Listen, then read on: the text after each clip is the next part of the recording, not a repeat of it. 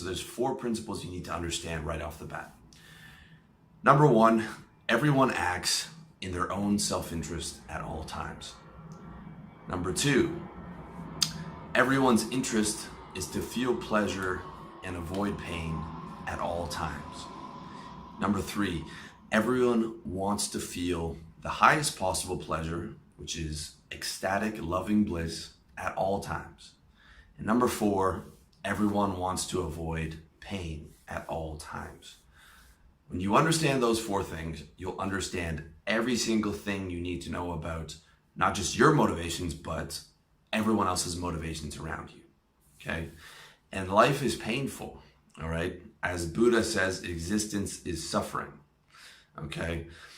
And enlightenment or communion with God is the ultimate pleasure. It's the ultimate removal of pain, to live in that state of what the Hindus call Satchitananda, or bliss consciousness awareness, okay? And that's what everyone wants, whether they know it or not. They want complete bliss and no pain whatsoever, all right? My site and all the strategies and all the things I'm doing on YouTube is nothing but that. It is giving you strategies to try and remove the pain out of your life and give you more pleasure and more happiness. If there was a pill that made everyone ecstatic 24/7, everyone would take it. And crime and suffering and private property and none of those things would exist, because everyone would be helping each other and the world would be peaceful and harmonious, and you'd walk down the street waving at each other and hugging each other, and life would be beautiful and perfect. But unfortunately, we don't have that pill, and the world is most definitely not like that, because most people don't understand themselves and they don't understand other people, all right?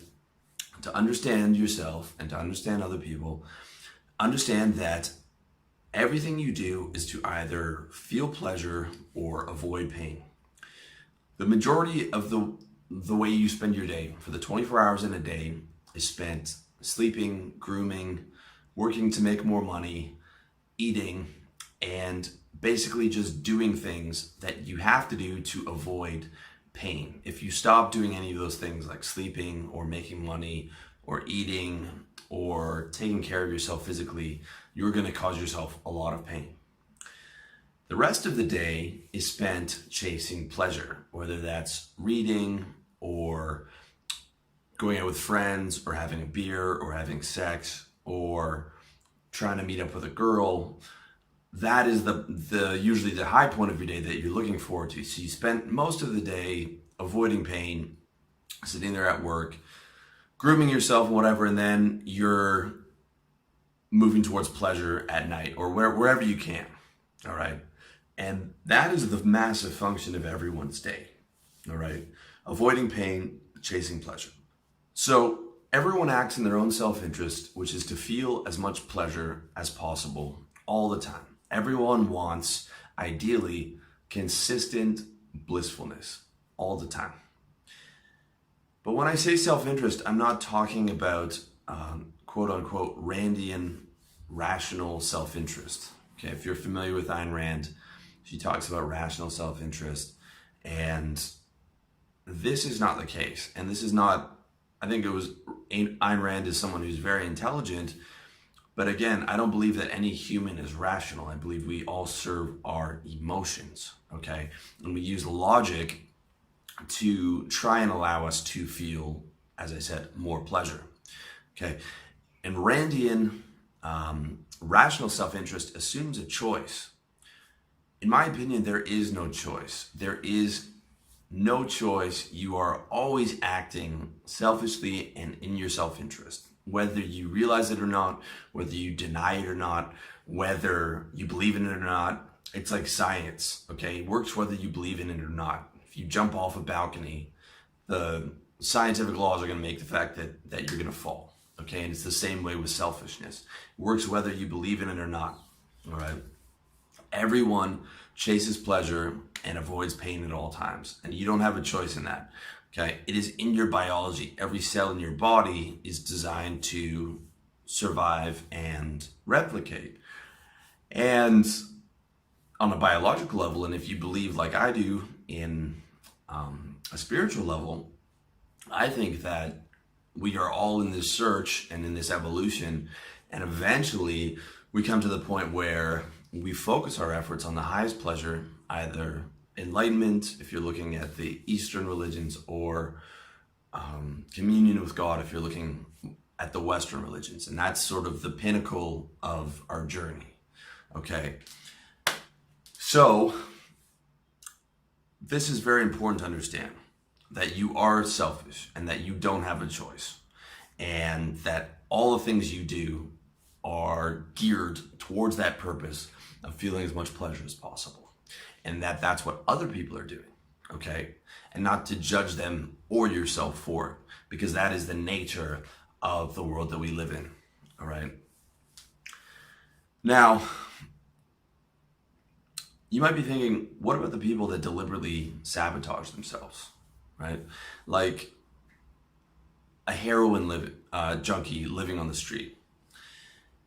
The problem isn't that they don't want to be happy, okay? That guy is still chasing pleasure. It's that his wants aren't aligned to his happiness, okay? The heroin junkie on the street lives day to day. He doesn't see any hope of any consistent happiness in his future. He knows that he's ruined his life, and he lives in pain and fear all the time. So his only bit of pleasure is that hit of heroin. So his entire day just revolves around getting high, all right? And from the outside, it looks like this guy has chased heroin all the way so that it's destroyed his life and still destroying him. And people can't understand why he won't quit and get himself together. But in his mind, he's in so much pain and so much fear that he actually is still chasing that pleasure. And it's just that momentary hit and that momentary release from the pain of his life. Okay, despite the fact that heroin ruined his life, despite the fact that it put him on the street, despite the fact that it's causing him pain every single day, despite the fact that it separated him from his family, and despite the fact that he's not even able to get high in the same way that he used to because he's developed a tolerance to it, he's still chasing that because that's all he has. That's all he has to get away from the pain that his life has now become, is that tiny little hit of heroin, even if he chases it till the drug hits him, okay? And it's the same when people are in toxic relationships. It's the same with any type of self-sabotaging behavior. It's because you haven't aligned your wants to your happiness, okay? And at some point in our lives, we're all victims of this. We're all victims of getting into a self-sabotaging behavior where our wants aren't aligned with our happiness, even though we still want to be happy and we still want to chase pleasure, because the pain that we're in from that particular toxic relationship or that addiction or whatever is not enough to make us to change, and the pain of change is still greater than the pain of staying the same, right? It's only when that pain becomes so great that we summon the strength to change and to move on and hopefully, become a happy, well-adjusted person. And the same logic applies of chasing pain and avoiding pleasure to the happy, well-adjusted person, okay? That's the person who has their wants aligned with their happiness. They are happy, they do fulfilling work that they love, they're in loving relationships, they have good relationships with people. People are happy to see them, whether they're at the grocery store or wherever they are.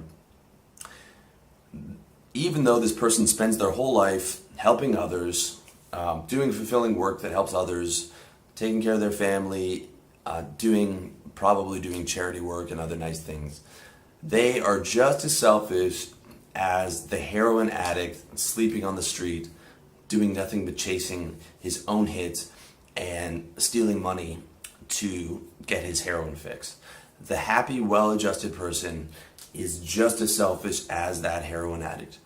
The only difference is that the happy, well-adjusted person has aligned their wants with their happiness, whereas the heroin addict has not. Okay? The heroin addict has not. And therefore, the happy, well-adjusted person is merely just a better player in the game of life. Okay? And this is something I talk about a lot, because the purpose of the game of life is to feel as consistently happy as possible.